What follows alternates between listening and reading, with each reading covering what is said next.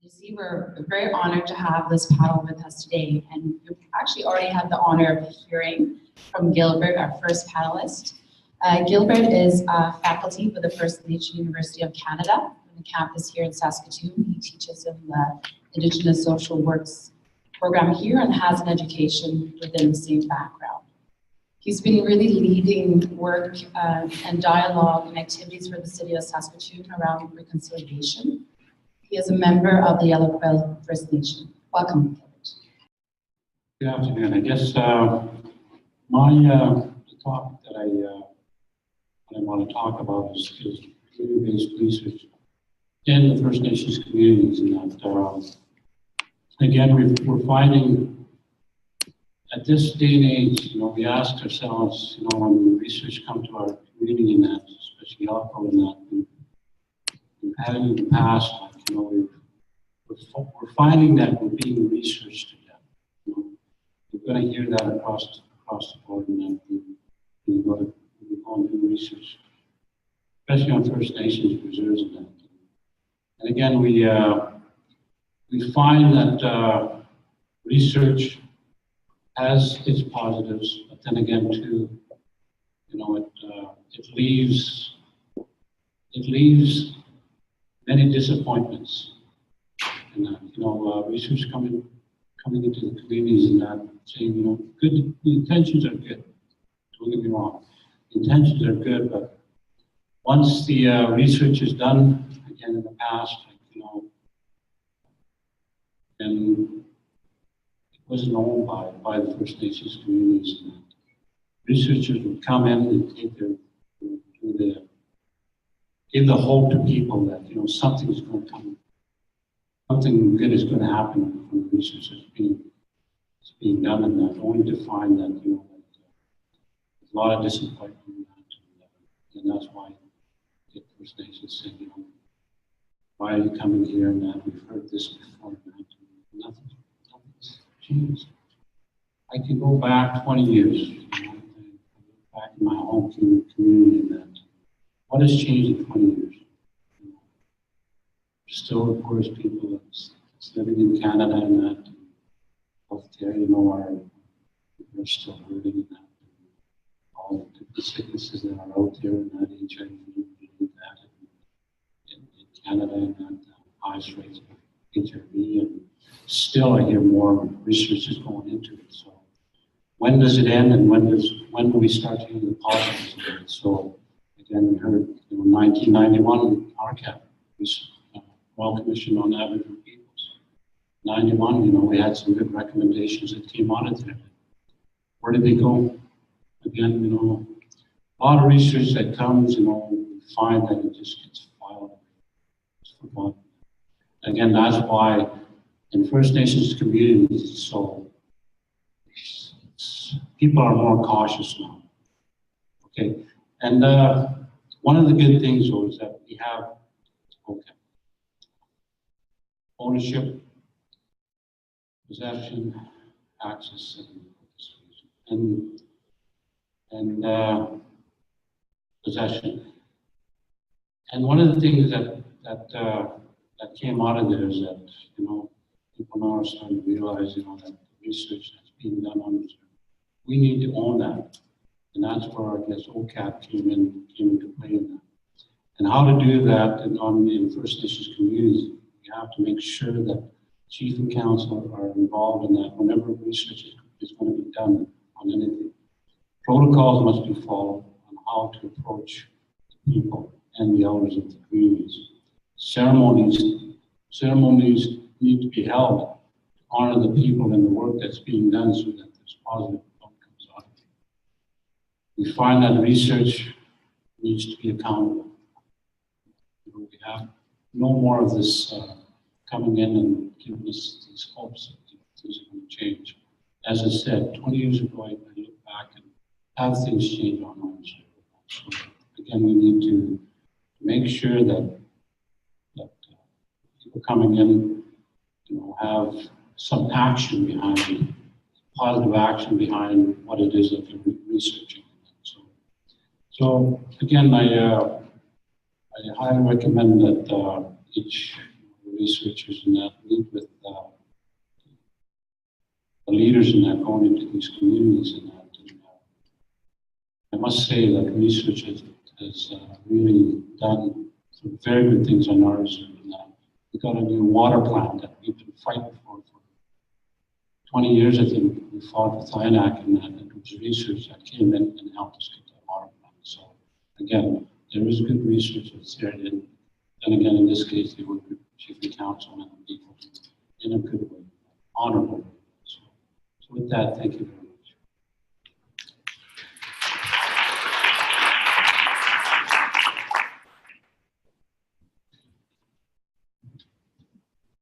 Thank you, Gilbert. Next up is Vivian Ramsden, so we can get that PowerPoint up. Dr. Vivian Ramsden is a registered nurse, a professor and director of research for the Department of Academic Family Medicine at the University of Saskatchewan. Her background spans from critical care and acute care to primary health care in urban, rural, and Indigenous communities, both here in Canada and in southern India. Vivian is a very passionate advocate of authentic engagement with communities. I've been very lucky to have her working with us and our students this last year. Welcome, Vivian. Thanks, Emmy. I'm a little shorter than most others, so we'll go through here. So I wanted to build on what was in the previous section. We're going to talk about authentic engagement rather than just engagement. I'm a healthcare provider, and so as you probably know, in the past, all of the programs are designed by us, the healthcare provider who actually knows best for everyone else. So if any of you are in the healthcare community, you'll recognize where we've been.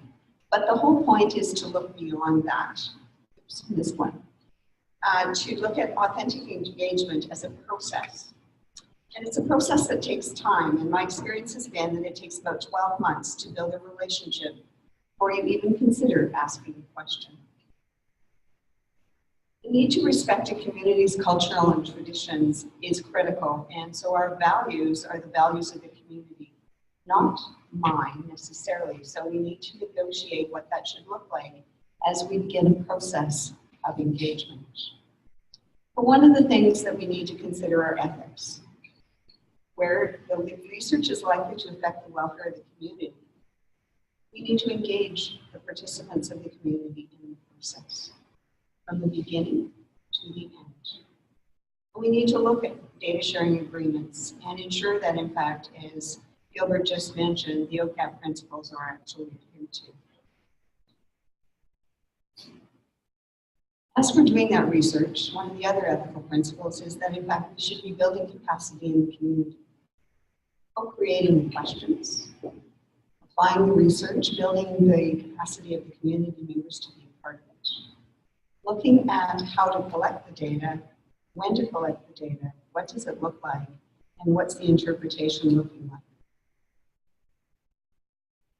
Well, needless to say, I'm a participatory researcher, and that overall approach is the process about integrating principles and values found in Chapter 9, which is the national ethical parameters set out by the Tri-Council.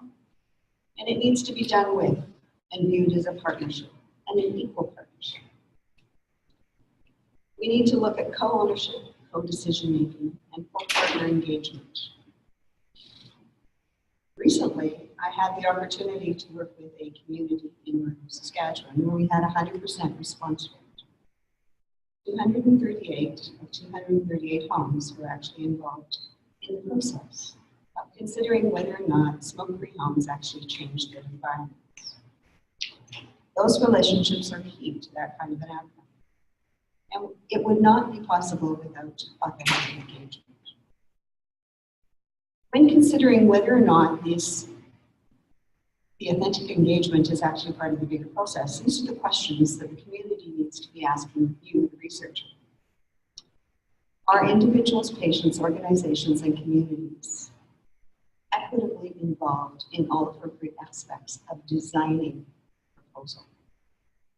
That means before you actually even apply for money, you have to have thought about what does that really look like with the community, and figure out the questions that are meaningful to the community. Secondly, are individuals, patients named as investigators.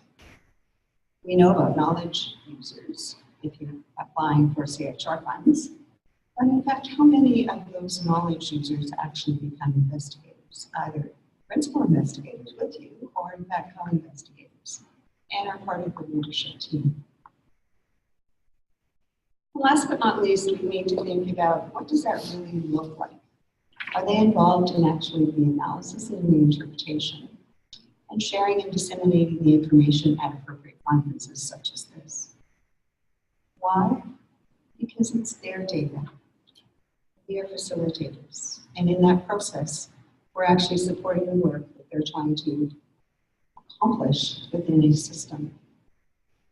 Therefore, in summary, I'd like to say that the integration of these principles and values builds capacity and changes practice. Sustained engagement demonstrates respect for people and the traditions and norms that they share. In both of the communities that I work with, both in northern Saskatchewan and in South India, I have between 12 and 25 years of experience in working in those communities. I'm not involved in a lot of communities. I'm involved in a few so that I can support them on their journey. Engaging with the community results in the outcomes that they're looking for, not necessarily what we find to be, as a clinician, to be a really important piece, but it's really critical if we're going to actually change practice both for the community and for the healthcare providers. Thank you.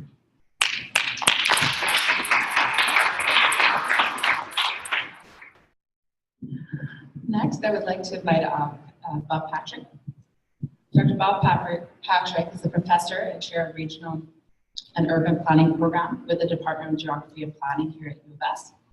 Bob's interests include land use and watershed planning. You might have already heard him speak today. I think this is his third presentation of the day. So you might have heard about some of his research interests. He has successfully partnered with communities here in Canada, especially First Nations and Northern communities, to develop community-based watershed plans and source water protection plans. Welcome, Bob.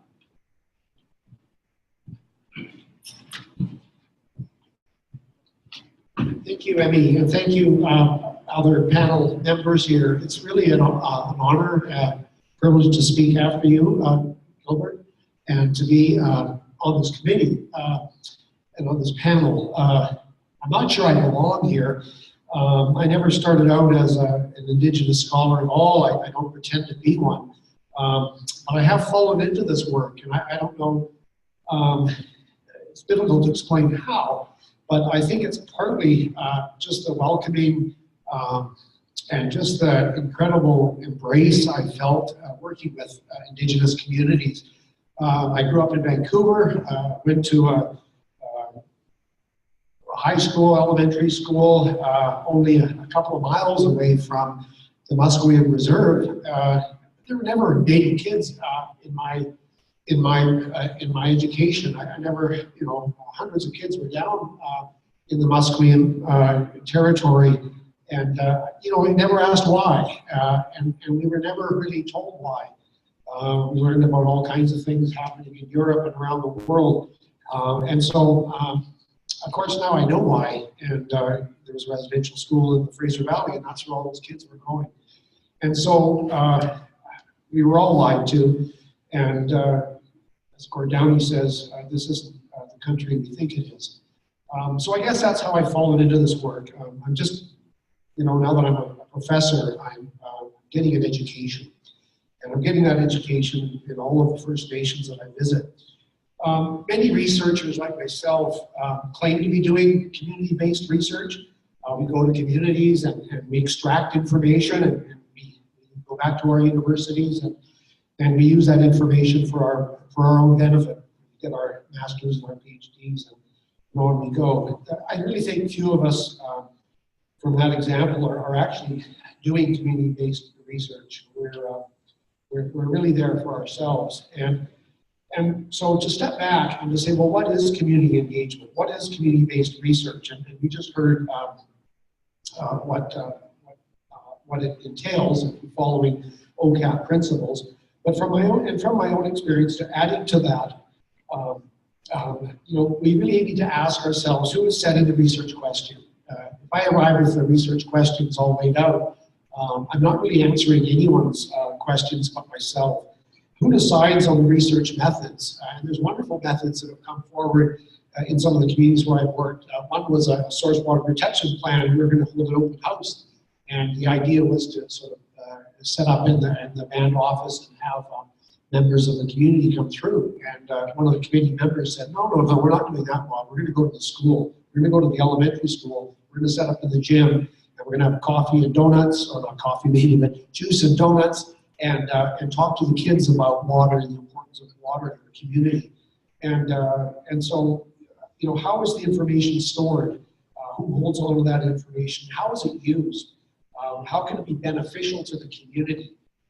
And so I think it's about partnerships and relationship building. And yes, it takes a long time to build relationships. I also work in urban planning, so if I want an interview with a city planner, I'll phone up. I might not even know the person. There's no need to make a relationship. I'll just show up, ask a few questions, share some documents, and go home. That's not the way it works in the First Nation communities and in Indigenous communities generally. And that's a wonderful thing, because it opens up a whole world of experience for the researcher. And how can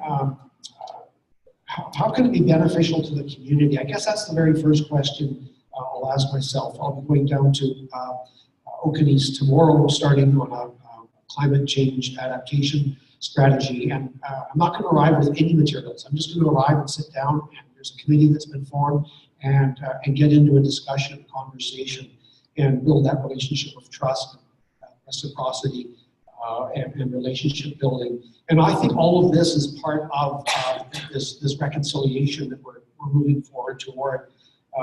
Ensuring protocols are followed, absolutely. We often it starts with tobacco, always with a prayer, and again, showing up at the city office. These sorts of things never happen. It seems so superficial now to me when I work in non-Indigenous communities. So it's a growing experience for the researcher. Publishing. Publishing is as much as we can with the community involved, with the community's name on the publishing. So whether it's an individual from the working committee or the full First Nations name on the publication. Publishing houses, journals don't like that. They're concerned about that. So we're fighting a battle to allow that to happen. But also, probably running out of time, but academia hasn't really truly supported the work that we do as community-based researchers. It's often not rewarded as academics. So to put the effort that goes into building that relationship is not recognized during your academic review, during your salary review, during promotion, or going for tenure. So young faculty, and that's me, young faculty are going to be really pushed away from doing community-based research. And I can proudly say University of Saskatchewan College of Arts and Science, right now we're reviewing our standards for academic promotion and bringing in the importance of community participatory community-based research and recognizing that. But the tables have been, the cards have been stacked against that sort of activity in academic circles. So it's another barrier that we face as researchers, and a barrier that First Nations face as well. So I think that's probably what I have to say. Is my time up? Yeah. Okay, thank you. Thank you.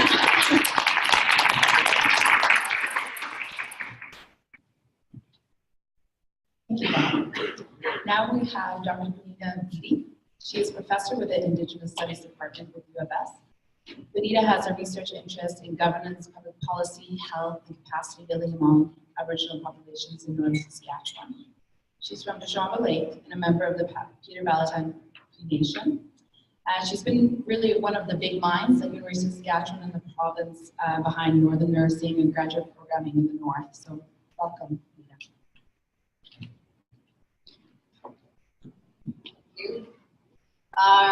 Namaskar na. Kasi itinapsiso te piamianista umuse isi umuse kaitatus dia buitia tus dia gusto ko to witia what nyogen and egomina university na ito usta po may nagtawag sa nito witi si modena the school is po mai dan tuanta o itaga wigi si nyogen issue mo ta ita no Saskatchewan ay siya ti doeg ya maga sko usta po aga da tesi skrivit ma tesi to skrivit ko amena dan tuma itnyo gagi doy na mukin midok matsi in daily tag tesi matsi so so wasak at niga yawan man po lista ka kapiman mam diniti. So I just want to thank you for those of you that I think there might be only one or two of you that might have understood that, but just to say that no matter where you are, and I've had many hats during my life,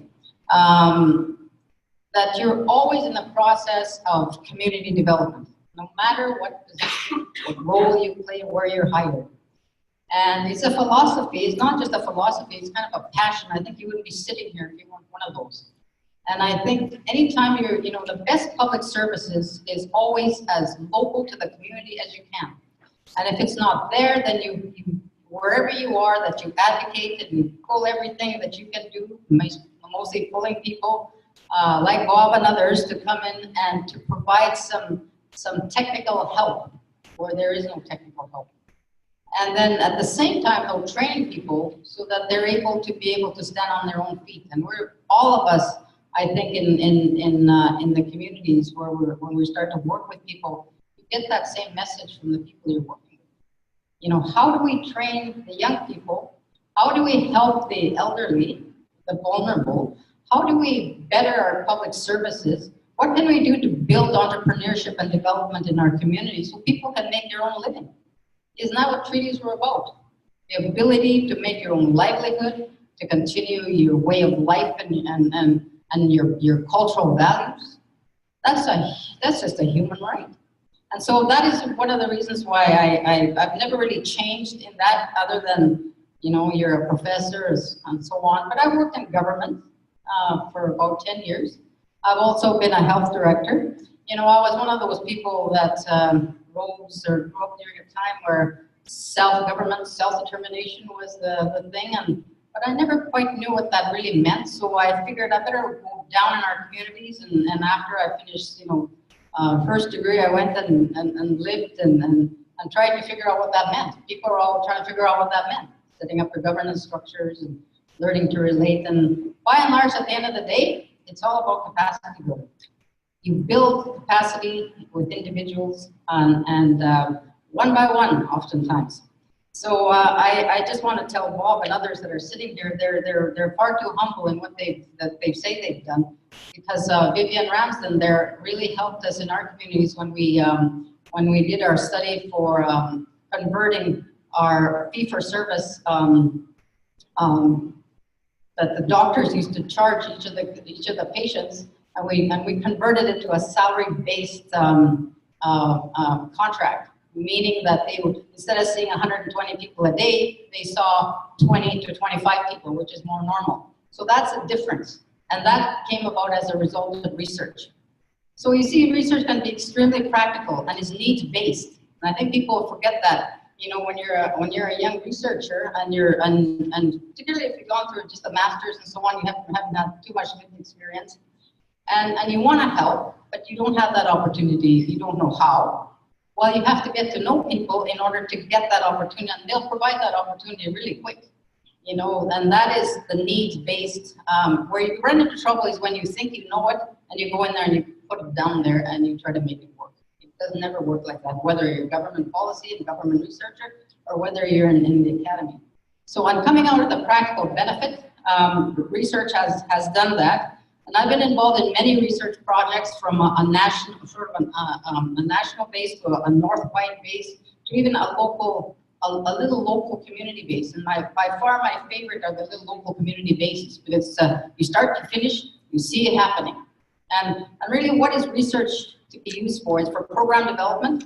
It's also for teaching and educating workers within the community, whether they're teachers, social workers, health workers, or wherever, or any of the band programs or community programs, how do you utilize research?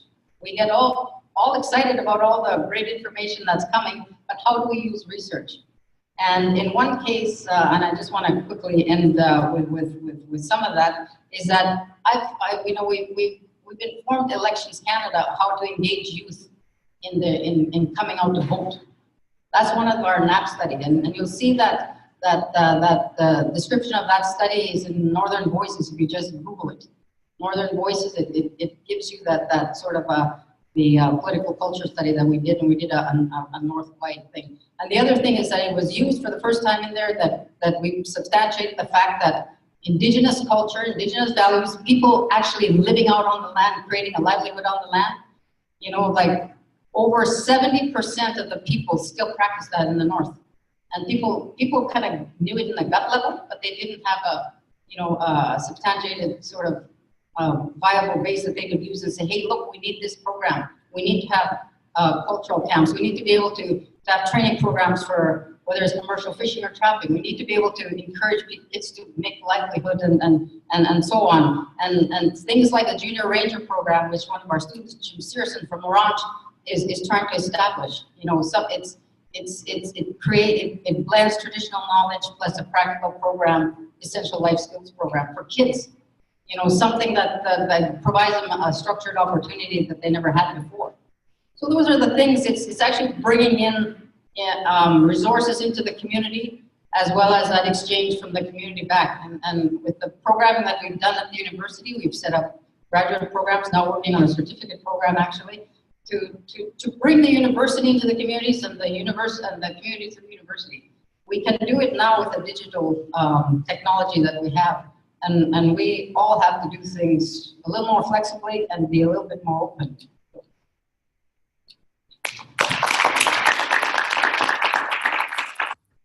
Thank you, Bonita. We're now going to shift a bit of gear here, and I realized then that I also forgot to introduce myself, which I always do. I'm Emmy Neuls. I am a specialist with the Johnson Sharma Graduate School of Public Policy, and I manage the program that Jen mentioned in the beginning, the Joint Masters in Governance and Entrepreneurship in Northern and Indigenous Areas, the GNE. This is some of the fantastic team that I work with that I'm introducing you to today. So you can see what a fantastic span of people I get to work with. With that, I would like to shift gears and introduce you to two of our students in the program. And we'll start with Valerie. And within the GE program, I should mention that the students are to complete, we call it an internship, but really what it is an applied community research project that is supposed to be driven by the community. So the next two speakers will talk about their experience taking on such a research project. Now, both of these students are very community-oriented individuals, so they've already done community work. But now they're taking on a different hat where they're helping the community and supporting them through this research project. So first of all, I would like to introduce you to Valerie. Valerie MacLeod is a graduate student, as I mentioned, in the GNE program. She is just finishing up her internship, which has been going this whole summer. She's originally from Brabant Lake, or Northern Saskatchewan, and a member of the Lac La Ranche Indian Band. And in addition to being a very busy graduate student and a mother, she's also the lead for First Nation and Métis Health Services with Sask Health Authority. So welcome, Valerie.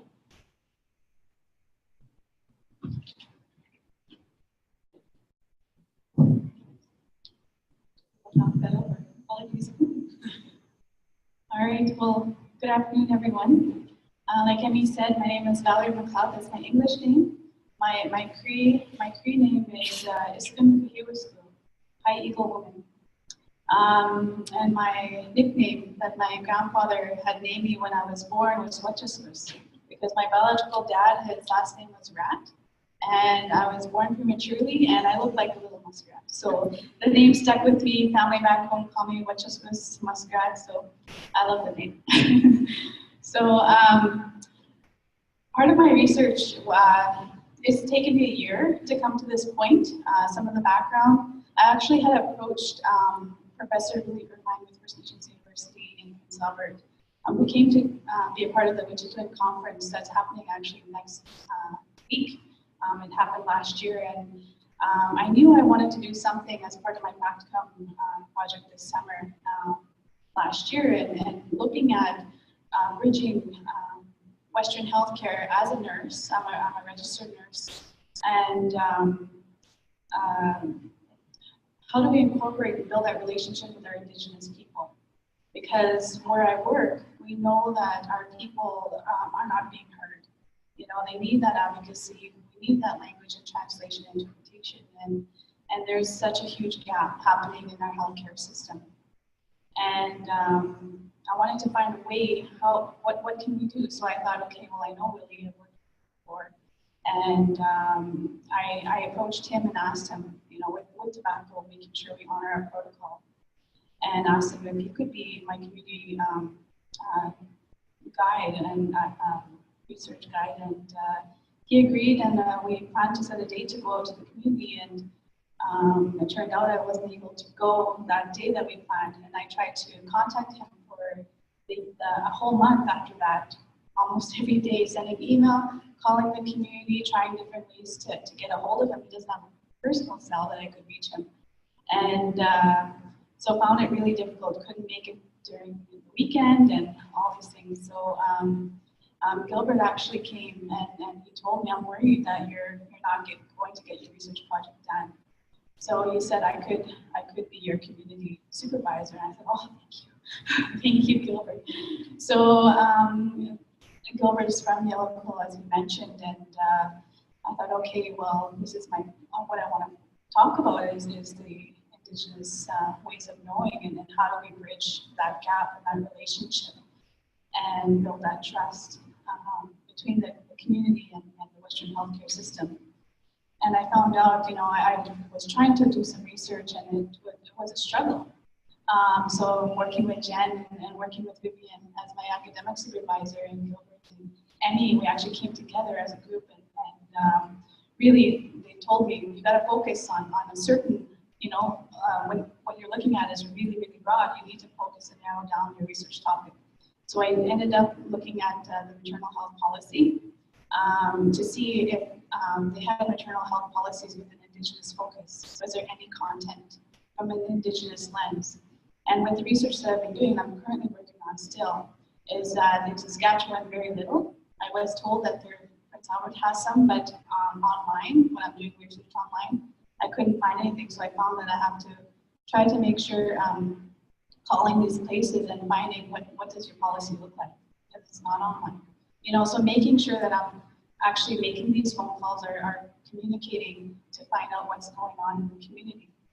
And part of the research interest, I had two key issues that I was witnessed and observed while I was on parental leave from my program, was that the two allegations that happened here in Saskatchewan, you know, in 2008, it became public in 2015, and then they wrote a report in 2017, was that tubal ligations happened to our Indigenous women, and they were forced by doctors and nurses to have tubal ligations done. And a lot of it was based on unknowingly systemic racism. And you know how many of our policies are developed from that Western worldview, and Indigenous perspective is not there, and that Indigenous ways of knowing are not incorporated. So for me, it was really eye-opening, and as an Indigenous woman, as well as what happens, the second issue was the apprehension that happens in right now, to this day. There's still children being apprehended in hospital as soon as they're born. You know, there's supposed to be policies set in place where there's a plan where communities can support the children. And this is coming from when talking with Gilbert, you know, how the welfare system has been built, and how our community members are suffering, and our children are being taken. And it's like, it just opens up that whole, we've suffered through residential school, we suffered through the 60s school, and now our communities are suffering through child apprehension and the welfare system as it's been built, and the way it's been built. And so those are the things that, how do we make sure we're building that trusted relationship with our communities when this is what we have to look at and really try to fix, what's been going on in our systems. And so it's the baby steps and it's the ability to work together. So I'm still not complete my project. I will be going out to Yellow Quill with Gilbert, making sure we're engaging with the community, ensuring we're focusing on what we need to focus on. I will be doing a draft ethical proposal as well prior to going out, ensuring that I'm not triggering anyone when I ask some of these questions.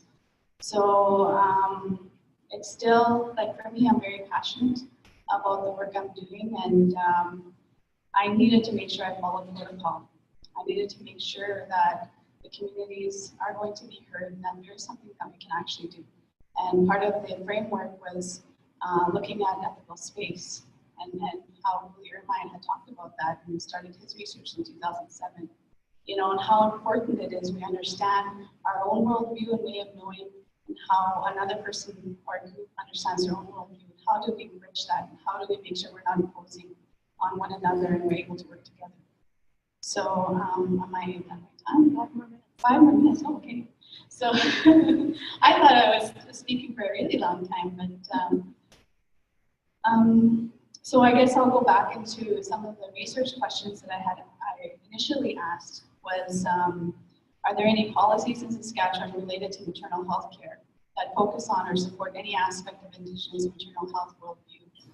And like I said, there was the one that I was mentioning in Salford, but I could not find anything. I'm still looking at Val Hill in Regina. I believe there is some policies that they may have, but nothing specific, like nothing written that I've been able to find, and as well as in Canada and internationally, with maternal health care needs, there are programs out there that have started building their own birthing centers, their own traditional birthing units. And Sturgeon Lake is actually one of them that wants to build their own birthing center, and which is fantastic. And that's one of the exciting things that I thought, wow, I'd love to be a part of that. And now there's a group with SIIT that wants to develop an Indigenous LPN program and focus it on maternal health. So there's a lot going on out there. There's a lot of different research initiatives going out there. And for me, it's taking a long time because I want to make sure I am approaching this in the right way where it can truly make an impact, on our communities. I think I've had 4 months to complete the practicum. I've asked for an extension, so I've got another 4 months, but really been working on it for the past year. I'm happy to hear that, that's what happens. That's kind of like the process that's Vivian mentioned, that you can take a year to build that relationship. So that is really, really important. And I'm hoping that, from some part of the research that I can do a bigger engagement, a bigger research project, which I will be doing as part of my thesis. But what kind of frameworks, what kind of tools can we ensure that our community, that we can provide, when mothers are coming in to hospital, what kind of information do they need? There's a situation with child apprehension, and if they sign a certain area called Section 9, that they don't know, like in the documents, in the child welfare documents, it says that we're going to work with you and make sure that you have your child back within less than a year. Like, that's our goal, but does it happen? No. And a lot of times what happens is if someone signs the Section 9, that's flagged in their whole file for their life. And we've had situations, and my staff actually come across situations where babies are being taken away from their mothers, even if their mothers have been in treatment, have been sober for 10 years, And so there's still falling through those gaps. There's still many things that we need to work on systemically, and we have to understand that that's part of it is the way the systems have been built, you know, and how do we make sure we're taking a step back as researchers, as healthcare providers, as economic, as business people, and really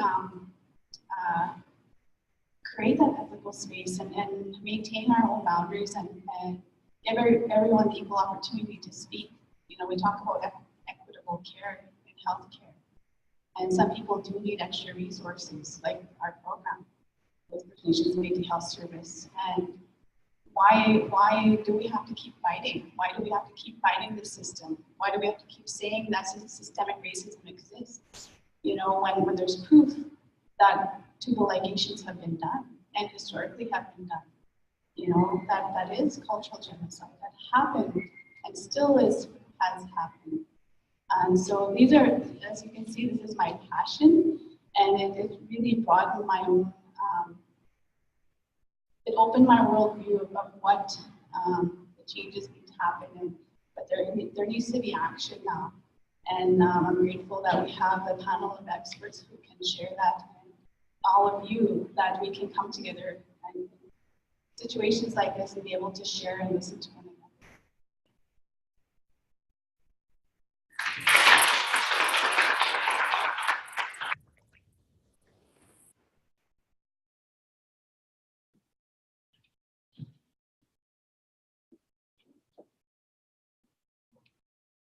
Thank you, Val. Next up, we have John Desjarlais Jr. He's also a graduate student with the Genie program. He completed his internship a year or 2 years ago, and he'll also share his lessons from his internship. As a background, he has an engineering degree, but also an MBA. He's been really leading regional economic development work within his Vivian region. As the CEO of Saskatchewan River Business Corporation, Cumberland House. He's from Cumberland House and is a very proud Indigenous Northern. I think you've also been, have you been on the 40 under 40? I remember seeing some flashing pictures. Come on, John. Nominated. That was that close.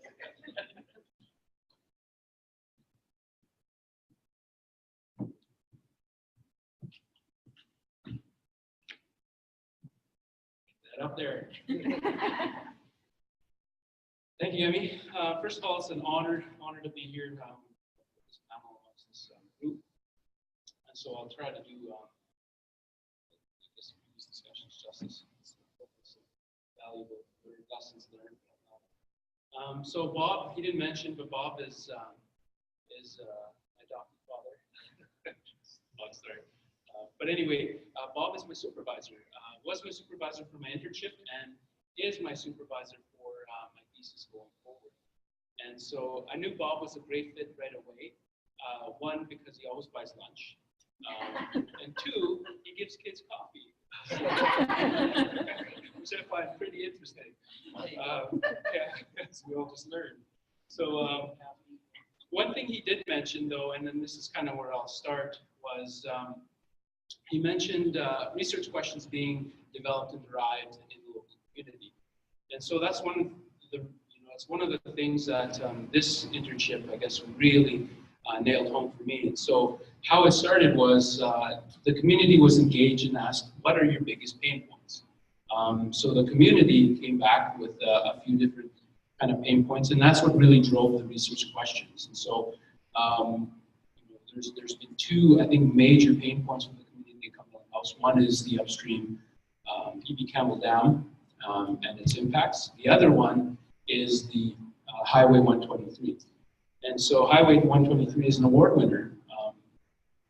It won the award for worst highway in Saskatchewan and was a runner-up number of years. It's not an exactly award we can put on a mantle. Wear with great pride. But that's where the research came out of. That's where the research questions were developed. And so the next kind of process was another unique take to this whole project was I am from Cumberland. So when I saw these, these pain points, I immediately identified with them and said, yes, two of the things I knew that actually anecdotally informed and shaped who we were as residents of the community. I just didn't know to what extent. So that led to the great value of the research project, the community-based research project. And so from there, the background that I have developed to that point as an engineer, practicing engineer, finished an MBA a couple of years prior, working as an entrepreneur, understanding the economic aspects, opportunity cost loss, whatnot. And so they started to really, inform the primary use questions, working with the community, and then getting a good sense of, how exactly is this road impacting the community, and driving that right down. And so, going through that process, working with the community. Another, lesson learned was being from the community. The relationship piece, I could definitely identify with a lot of the work that I do in the external community, but locally, we got to accelerate a lot of that. I was from the community. The community was well aware of who I was, what I've done. So coming down, sitting down, and understanding that I'm from there, that we follow through was really important. Another thing that was brought up earlier that was incredibly important was the outcome. That's what the community was incredibly interested in. Now that they drove that research question, they're even that much more invested in the outcome. And so, to them, they saw this not just as an academic exercise, but they saw it as something incredibly pragmatic. And then wholeheartedly opened themselves up to the research. And so knowing that there's an outcome or a potential outcome that could actually, something that was helping, they were part of it, they drove the research question, there was a lot of community involvement with that. I never had any issue organizing and coordinating primary interviews or primary research activities with the community. It actually, for a research project, it actually turned around fairly quickly. And, that brought me, towards the end of the project. So the research was concluded, conclusions were drawn, and the way I approached it was, not just as a technical background, but from a socioeconomic background. And so really motivated to produce some pragmatic outcomes and recommendations, something that I can leave with the community. The research was concluded, and I was actually very fortunate being from the community and then getting involved to some extent, knowing the community leaders allowed me to present it to them, to walk through the accommodations, to walk through the recommendations. And then the research was actually better understood. Through that, I created briefing notes for political leaders. And so that research actually helped to inform local governments in their lobbying efforts to the provincial government, and so which successfully received funds for the upgrading of that road. And the tune, I can't remember millions. I think $6 million last year. I think it was 50 million the year before. So right now, now that I'm actually working in the community, taking this research even further, working with the provincial government on a joint proposal to the federal government to lobby, that was one of the recommendations, was partnerships between the provincial and the federal government work together to address, because there's a considerable First Nation population, majority of First Nation population in Cumberland, and support those initiatives and get that recognized and work together, and there's a strong community involvement. So that was it was great. I got to learn those research methods, get involved in the community, get really involved. Being a part of that, being from the community, surely helped with that relationship piece.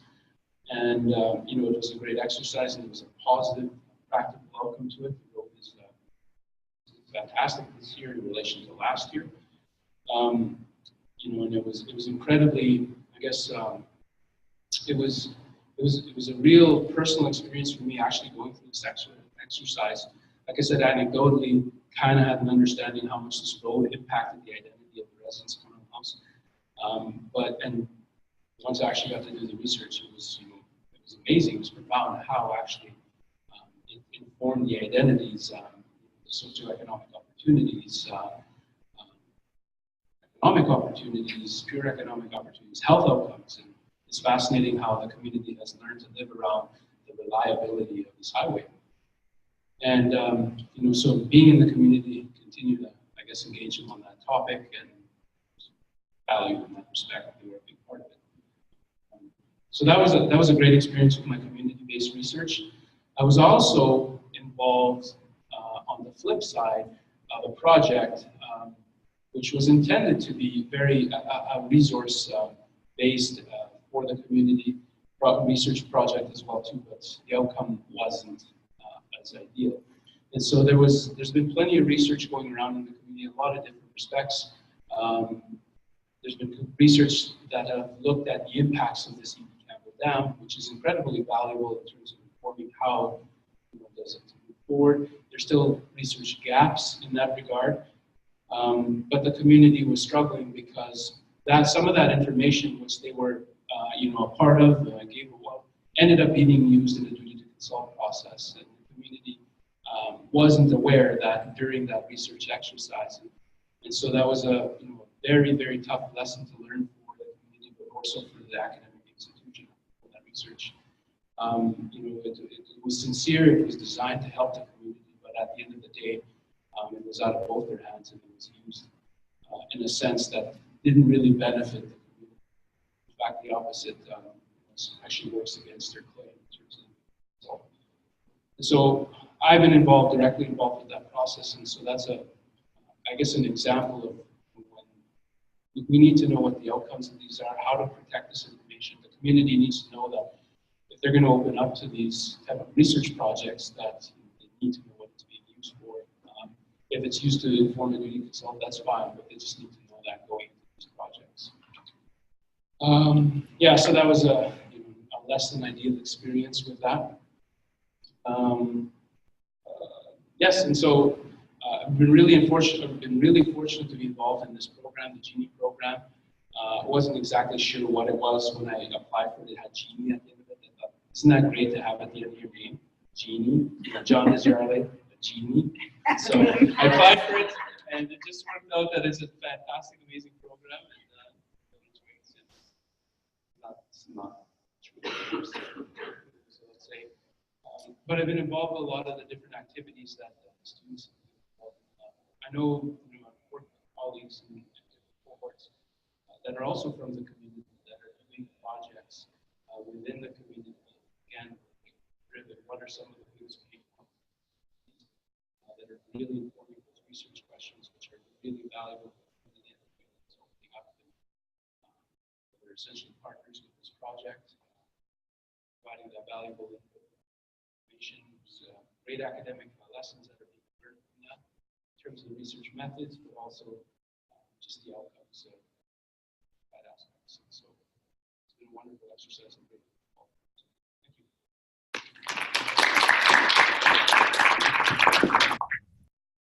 It's 4:33 now. I want to thank everybody for coming to this panel and thank Emmy for putting it together. This was a very inspiring panel. And to thank Gilbert and Valerie and Bonita, Bob and John and for speaking today. It was